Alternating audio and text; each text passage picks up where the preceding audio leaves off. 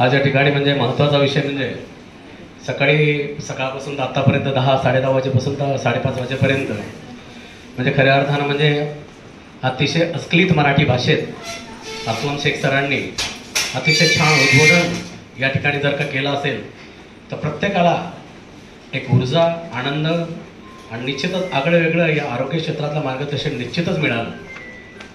व्यसनमुक्तीसोबतच मधुमेह ह्या आजारापासूनही आपण कसं मुक्त व्हावं त्या संदर्भातही त्यांनी व्हिडिओमार्फत आणि प्रत्यक्ष आपले डेमोसेशन त्यांनी या ठिकाणी दाखवून खऱ्या अर्थानं म्हणजे असं वाटलं नाही सरांचं आजचं प्रथम या ठिकाणी प्रशिक्षण ते या ठिकाणी देत आहेत.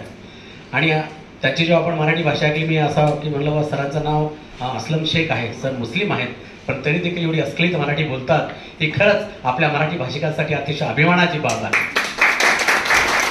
आणि असं म्हणायला हरकत नाही की ते चालायचे ज्ञानाचे बिंब तयाचे अवयव ते सुखाचे कोंब. जो माणूस ज्ञान घेण्याची ग्राह्य क्षमता ठेवत असतो तो माणूस कोणत्या जाती धर्माचा असो निश्चितच ज्ञानदानासाठी आणि ज्ञानासाठी अतिशय पवित्रतम अशी बाब असते. निश्चितच सरांच्या व्यक्तिमत्वातून ते दिसली.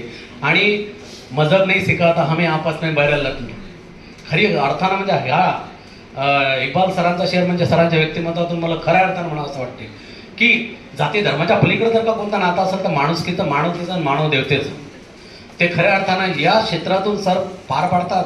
ही या शिबिरापेक्षा मला सरांचं व्यक्तिमत्व फार आकर्षित करणारे या ठिकाणी ठरलं. आणि पैसा असू द्यात प्रत्येकाच्या हिशोबाने कोणी कमी जास्त कमवणारच आहे, परंतु अशा प्रकारचे माणसं ज्या समाजामध्ये निर्माण होतात तर निश्चितच तो समाज व्यसनमुक्ती काय निश्चितच अतिशय चांगल्या प्रकारचा जाती धर्माच्याही पलीकडची मुक्ती हे देऊन मानवतेचं निश्चितच यशोशिखर गाठल यात निश्चित तीळ मात्र शंका नाही. कारण आज रोजी काय आपण नावं पाहिलं की लगेच त्याला आपण त्याच्या अँगलमधून चष्म्यातून पाहायला लागतो. बरोबर आहे की नाही सर?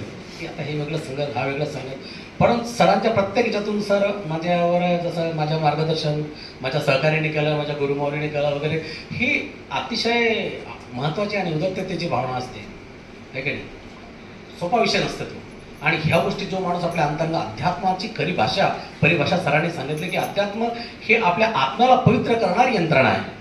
अध्यात्म म्हणजे एखादा धर्माचं पालनपोषण करणं नाही आहे किंवा कडवेपणा नाही आहे किंवा कर्मकांड नाही आहे.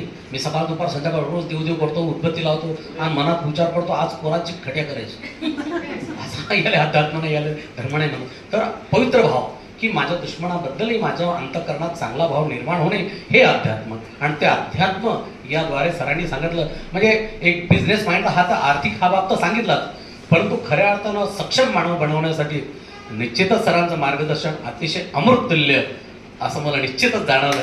आणि म्हणून सरांचं करावं तेवढं करतो मला निश्चितच वाटतं. आणि असं म्हटलं जाते की आगाज तो होता है अंजाम भी होगा, आगाज तो होता है अंजाम भी होगा, तेरा जिक्र हर कहानी में होगा, तेरा जिक्र हर कहानी में होगा.